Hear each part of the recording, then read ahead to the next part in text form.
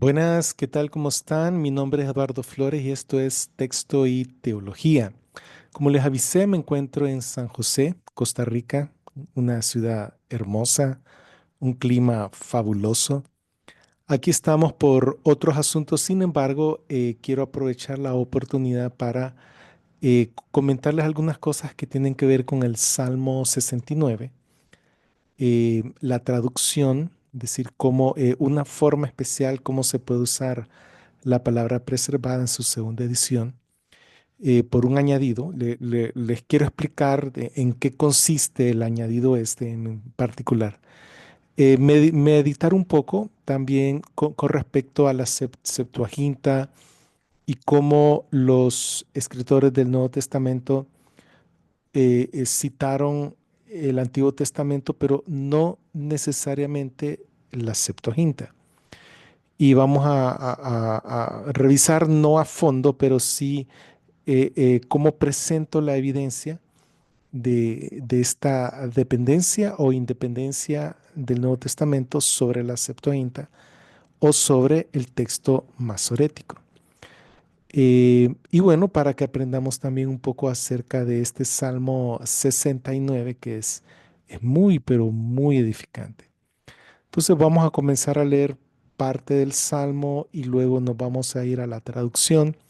Les voy a mostrar cómo usar el PDF para detectar las referencias y vamos a hablar de un poquito de justo de lo que acabo de decir. Entonces aquí tenemos el Salmo 69 en la versión Reina Valera en el sitio de Bible Gateway. Y comienza diciendo, sálvame, oh Dios, porque las aguas han entrado hasta el alma. Estoy hundido en cieno profundo donde no puedo hacer pie. He venido a abismos de aguas y a corriente, y la corriente me ha anegado. Cansado estoy de llamar, mi garganta se ha enrojecido. Han desfallecido mis ojos esperando a mi Dios. Y eh, si no nos hemos enfrentado con alguna situación dura en la vida, es difícil entender lo que le está pasando al salmista. Sin embargo, estoy seguro que todos hemos pasado por situaciones estresantes, difíciles, de mucho dolor y congoja, de peligro, de estrés. Y el clamor del salmista precisamente es, sálvame, sálvame, oh Dios. Y da la razón. Las aguas, está hundido en el cieno, la corriente lo ha negado y aparte de eso, está cansado de llamar. Y realmente hay que ser sinceros con Dios. Dios no quiere una relación en la cual uno repita las mismas palabras una y otra vez. Es como que si yo me voy a ver con un amigo y cada vez que lo miro, saco un texto escrito y le digo exactamente lo mismo siempre. Eso no es base para ningún tipo de relación. Entonces, el Señor quiere un corazón sincero, corazón abierto y transparente. Claro que Él lo mira todo, pero lo que Él quiere es que nos relacionemos con Él como que si Él no supiera cómo nos sentimos, ¿sí? Él está en todos lados. Obviamente Dios no nos va a abandonar en ningún lado ni a donde estemos. Pero si nos sentimos abandonados o si nos sentimos, aunque sepamos en nuestra mente que Dios no nos abandona, pero si nos sentimos de esa forma, hay que abrir nuestra alma y decirle, Señor, me siento abandonado por ti. Y eso es ser sincero, no es pecado, simplemente abrir el corazón. Pues bien, este salmo es un poco largo, tiene 36 versos y si ustedes lo leen van a ver que toca varios temas y en el siguiente verso podemos ver lo siguiente, dice, se han aumentado más que los cabellos de mi cabeza, los que me aborrecen sin causa. Se han hecho poderosos mis enemigos, los que me destruyen sin tener por qué. Y he de pagar lo que no robé. Ahora, esta parte, se han aumentado más que los cabellos de mi cabeza, los que me aborrecen sin causa. Esto me pareció algo del Nuevo Testamento. Y entonces me puse a investigar y dije, bueno, vamos a poner a prueba la palabra preservada, que es mi traducción del español, perdón, del griego al español, del texto griego según la familia 35, y le puse varios añadidos más. Así que vamos a ir a la palabra preservada a ver cuántas veces sale citado este salmo en el Nuevo Testamento.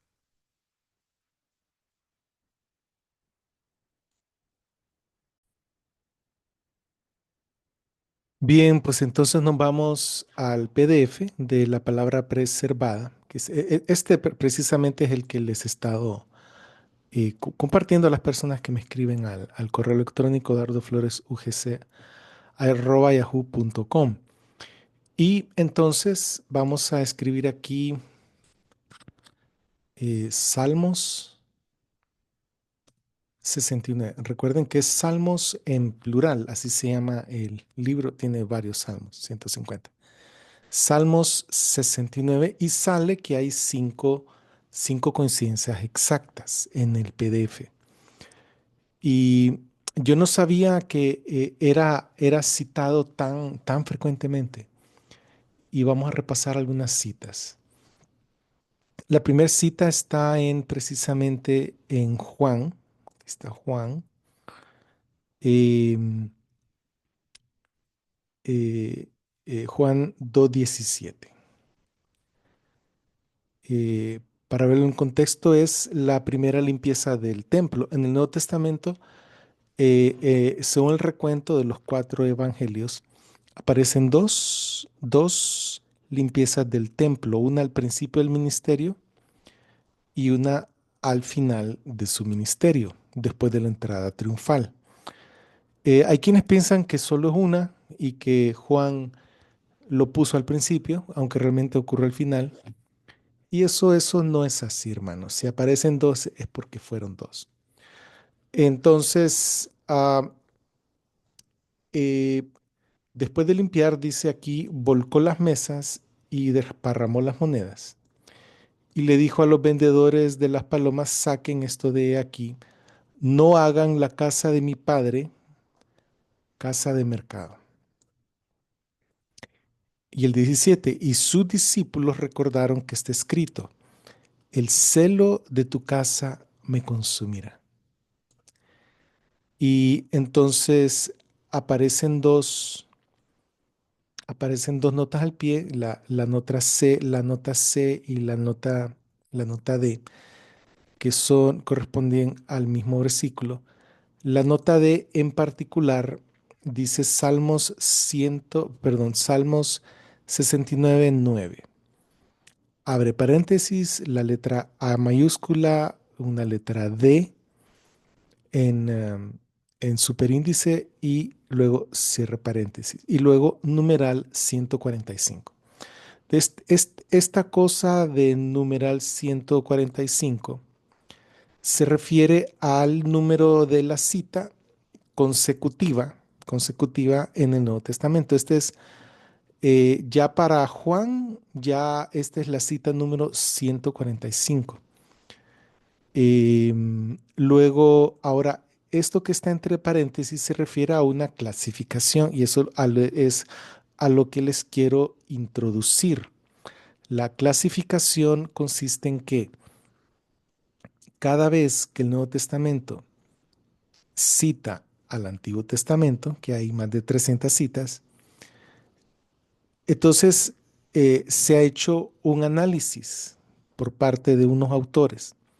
¿Qué tan lejos o qué tan cerca está esa cita del griego del Nuevo Testamento se compara con el hebreo del texto masorético? Y también el griego del Nuevo Testamento se compara con el griego de la Septuaginta. A veces el texto masorético y la Septuaginta a veces no concuerdan, ¿sí? O no concuerdan o sea, palabra por palabra. Recuerden que la Septuaginta es una traducción. Entonces, hay ciertas libertades que ocurren cuando uno traduce de un idioma a otro idioma y no solamente libertades. Hay situaciones en las cuales una palabra puede tener dos o tres significados y uno tiene que escoger cuál según el contexto. ¿Sí? Entonces, puede ser que la palabra que se escoja no es la que precisamente tenía el autor bíblico del idioma original en hebreo en mente. Entonces, esta clasificación yo la utilizo, ya le voy a dar la fuente, y la modifico un poco. eh, Revisé el texto hebreo, el texto de la Septuaginta y el texto del Nuevo Testamento, pero no según el texto crítico, sino según el texto del Nuevo Testamento, según la familia 35, ¿verdad? Entonces hubo un poquito de modificación en algunas, pero no fue tanto. Y entonces vamos a ir ahora a la introducción a ver de qué se trata esto de AD, que, de, de qué es esta clasificación. Te ponemos AD y nos vamos,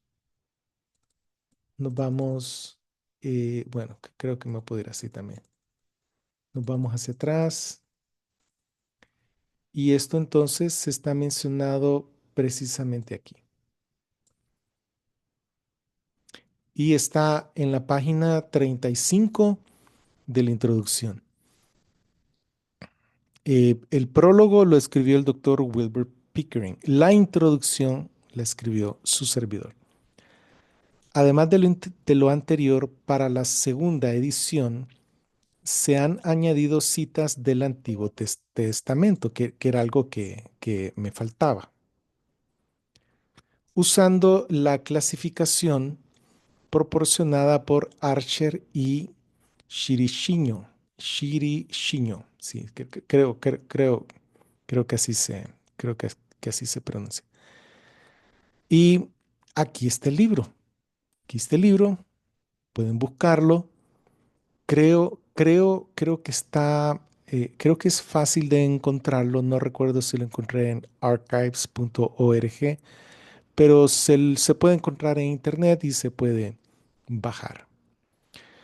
Entonces, eh, se han añadido las citas del Antiguo Testamento utilizando la clasificación de Archer y Chirichiño, la cual nos permite analizar qué tan parecida es la porción citada al texto masorético o a la Septuaginta o a ninguno de los dos. De esta manera se puede ver la dependencia o independencia del texto del griego del Nuevo Testamento de la versión griega del Antiguo Testamento. Es decir, se trata lo que he tratado es ponerles en español, eh, que ustedes tengan el acceso para saber palabrita por palabrita en el griego del Nuevo Testamento a qué se parece más, si al texto masorético hebreo o si al texto griego de la Septuaginta. Recuerden que la Septuaginta es una edición, no es un manuscrito, son varios manuscritos. eh, Se han utilizado como unos 10 o 15 manuscritos, creo, incluyendo el Sinaítico, el Vaticano, el Códice D, el Códice C, quiero decir, cuando tengan el texto, cuando esos manuscritos tengan el texto. Y entonces no es un solo manuscrito, son varios, se hace una edición. Entonces se está comparando con una edición, ¿sí?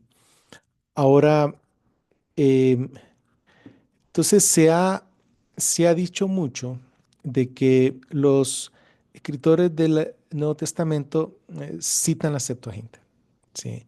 Que en lugar de citar el texto masorético, citan la Septuaginta como para querer decir que la Septuaginta, que es una traducción, no es el texto original, o sea, no es el idioma original, como para decir que la Septuaginta está por encima del texto masorético que tenemos hoy en día.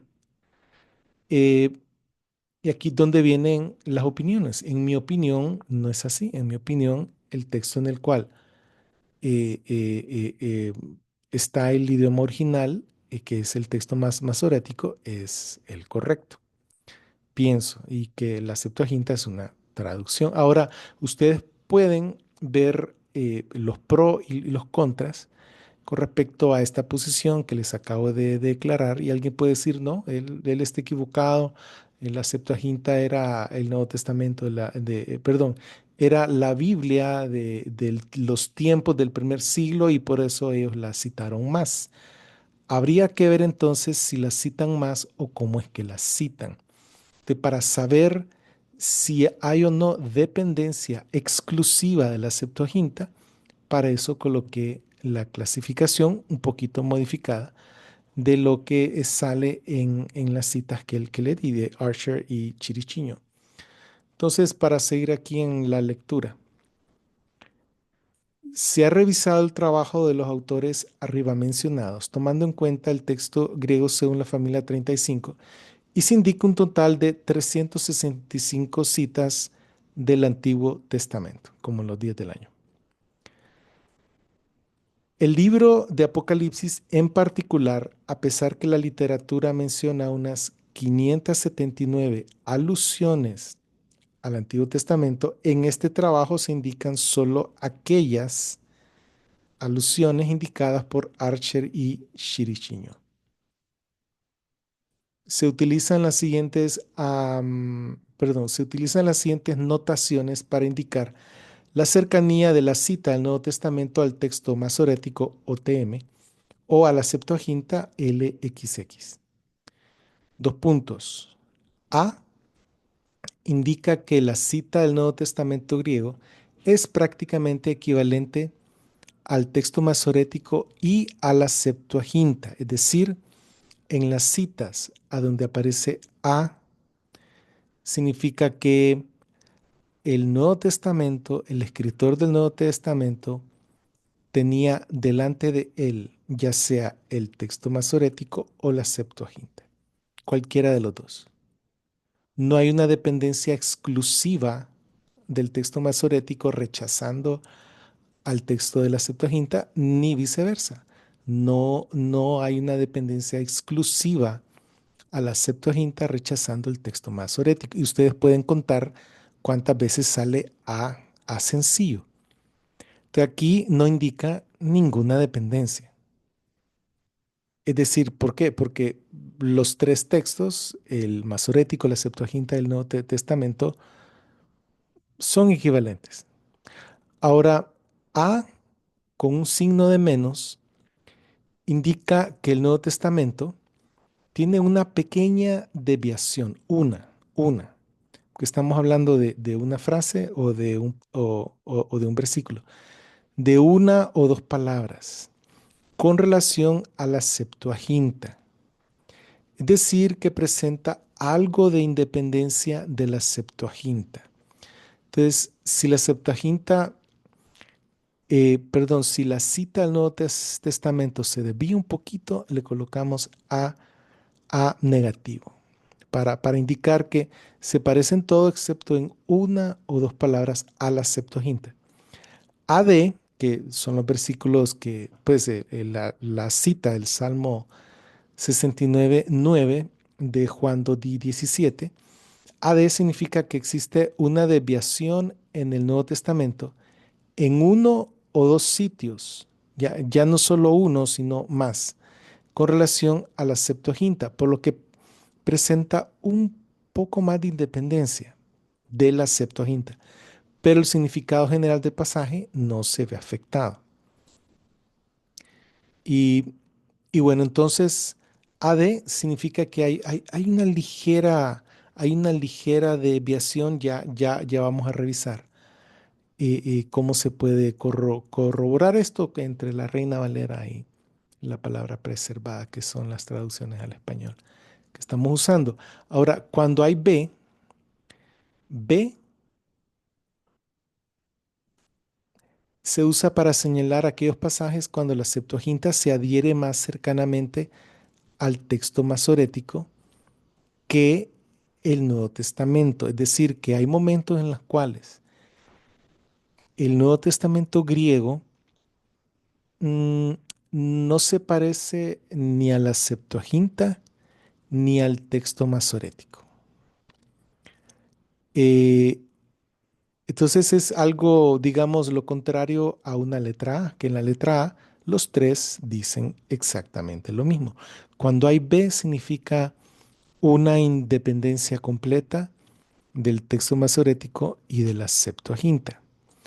BA consiste en pasajes donde esta diferencia está más marcada y BD indica aún más alejamiento. Ahora C indica aquellos pasajes en los que el Nuevo Testamento se adhiere más cercanamente al texto masorético que a la Septuaginta.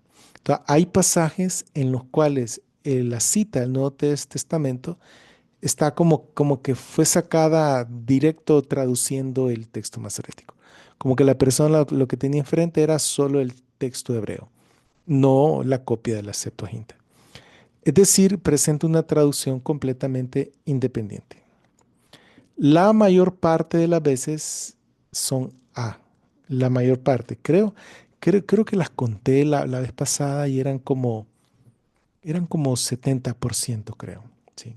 Entonces, si el 70% de las veces la Septuaginta dice lo mismo que el texto masorético y dice lo mismo que el Nuevo Testamento, ese 70% no se puede usar para comprobar dependencia de la Septuaginta. Significa que eh, o estaba copiando la Septuaginta o estaba traduciendo el texto masorético que resultó ser la misma forma como se tradujo la Septuaginta. Entonces no es evidencia, ¿sí? Es evidencia de que los tres están puestos de acuerdo y que no hay o sea, de que eh, por un lado no hay independencia de los dos textos, el hebreo y de la Septuaginta, y por otro lado que, ah, que no hay independencia y que los tres concuerdan. Entonces, la mayor parte del tiempo los tres concuerdan, así que no debería haber ningún tipo de problema. Pero bueno, para eso estamos los seres humanos, para meternos en problemas, como con esta clarificación. Ahora, D significa que está reservada para los casos que el Nuevo Testamento es equivalente a la Septuaginta y ambos son algo distintos que el texto masorético. Entonces sí, hay ocasiones en las cuales el Nuevo Testamento y la Septuaginta, digamos, están en contra del texto masorético. ¿Sí? Entonces, si ustedes quieren buscar esto, simplemente buscan D en el documento de PDF. Pero son pocos los casos. E indica que el Nuevo Testamento se presenta de manera diferente a la Septuaginta y al texto masorético y que los tres son algo distintos, ¿sí? O sea que aquí la situación está un poco más extrema que en los casos de D. Y F se refiere a posibles alusiones de pasajes del Antiguo Testamento, no a citas en el sentido estricto de la palabra. Las lecturas A y D parecerían indicar algún tipo de dependencia del Nuevo Testamento a la Septuaginta o viceversa. Aunque es importante considerar que muchas son frases cortas que ambos textos pudieron haber traducido de igual manera, pero de forma independiente, por lo simple del texto hebreo en esos casos. Las citas tipo a menos, AD, B, C y E parecerían indicar algún tipo de independencia entre el Nuevo Testamento y la Septuaginta. Esto es mi análisis, pero ustedes pueden tomar la información que brindo y hacer su propio análisis. Los tres libros donde hay más citas que no son A o D son Mateo, Romanos y Hebreos. libros dirigidos a una amplia audiencia judía, conocedora no solo de la Septuaginta, sino también del texto masorético. Eh, ¿Esto qué significa? Bueno, ah, en esos tres libros las citas son como que más independientes del masorético, más independientes de la Septuaginta, eh, y entonces, claro que en las traducciones, es decir, cuando uno traduce de un idioma a otro idioma, uno puede dar ciertos matices según el área semántica de la palabra que uno está traduciendo. Si bien el griego es bien exacto, el hebreo no lo es, el hebreo es bien amplio. Entonces uno puede decir, bueno, pero aquí esta palabra es más como salvación, no, aquí esta palabra es más como salud y es la misma palabra. Entonces uno puede colocar salud para darle un matiz diferente o, o la palabra salvación para darle otro matiz, siempre dentro del área semántica. Pero lo que quiero decir es que Mateo, Romanos y Hebreos es a donde el Nuevo Testamento es más independiente, hay más citas independientes del Masorético e independientes de la Septuaginta, probablemente porque el escritor está tratando de, de traducir una, de enfatizar en su traducción un aspecto de la palabra de Dios que está citando. Ahora, sabemos que el Espíritu Santo básicamente escribió el Antiguo Testamento en hebreo y el Nuevo Testamento en griego. Entonces, obviamente dentro de los que creemos y tenemos fe en el Señor Jesús como nuestro Salvador y en el Padre y en el Espíritu Santo, parte de la Trinidad, y entendemos y conocemos que el Espíritu Santo guió a los escritores sagrados a escribir justo lo que él quería que se escribiera, entonces comprendemos y entendemos que son matices que le está dando el mismo Espíritu Santo a su propia palabra, siendo él el autor de toda la palabra de Dios. Ahora, aquí concluyo el párrafo, dice, se puede usar el aparato de esta obra para realizar un análisis, un mayor análisis del uso de la Septuaginta por los escritores del Nuevo Testamento. Entonces, esto es algo para los estudiosos, para que, ¿cómo se llama?, puedan darse gusto ahí, disectando el trabajo del doctor Flores. Vamos a ver entonces. Ahora, pero hay cuatro citas más. Está citado, este es Juan, siempre en Juan 15:25. El Salmo 69 dice, desde el 23, para tener un poco de contexto, Jesús les advierte que serán odiados por el mundo. Ok.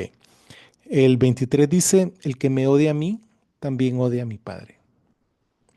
Si no hubiera hecho entre ellos las obras que nadie más ha hecho, no tendrían pecado.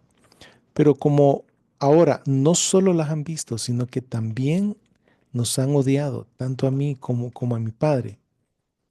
Sin embargo, esto fue para que se pudiera cumplir la palabra escrita en su ley. Me odiaron sin motivo. Me odiaron sin motivo es Salmos 69:4. Y vamos a ver ahorita a ver cómo es que dice aquí el Salmo.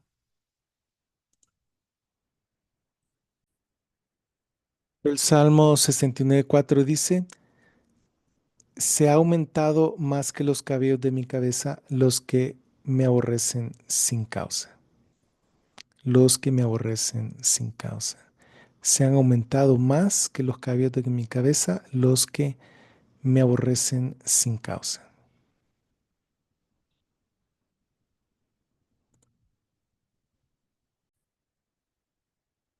Y bueno, y el verso dice, me odiaron sin motivo. Entonces ven cómo hay un poco de diferencia. Eh, y bueno, estamos viendo la traducción de la Reina Valera al texto más masorético. No estamos viendo ahorita cuáles son las palabras que dice la Septuaginta. Pero aquí hay una desviación de una palabra o de un punto en particular. Vamos a seguir.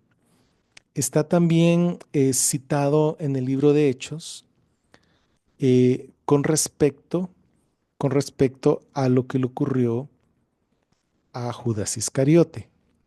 Dice el versículo 20, porque está escrito en el libro de los Salmos, que su habitación se vuelva desolada y que nadie viva en ella y que otro tome su oficio. Entonces son dos citas. La primera es del Salmo 69, 25 y la segunda es del Salmo 109, 8b. Esta cita del Salmo 69, 25 es AD, ¿verdad? Ahora vamos a seguir. Está en Romanos versículo 10, del 9 en adelante dice, y David dice que su mesa se convierte en red y en trampa y en piedra de tropiezo y en retribución a ellos. Que sus ojos se oscurezcan para no ver y que su espalda esté continuamente inclinada hacia adelante. Y eso está en el Salmo, también el Salmo 69, 22 al 23. También está citado en Romanos 15 versículo 3. Porque ni aun el Cristo se agradó a sí mismo, sino al contrario, como está escrito, los vituperios de los que te vituperaban cayeron sobre mí. Y ahora esta cita aparece con A. Dice, los vituperios de los que te vituperaban cayeron sobre mí. A significa que hay una concordancia entre el texto masorético, la Septuaginta y el Nuevo Testamento.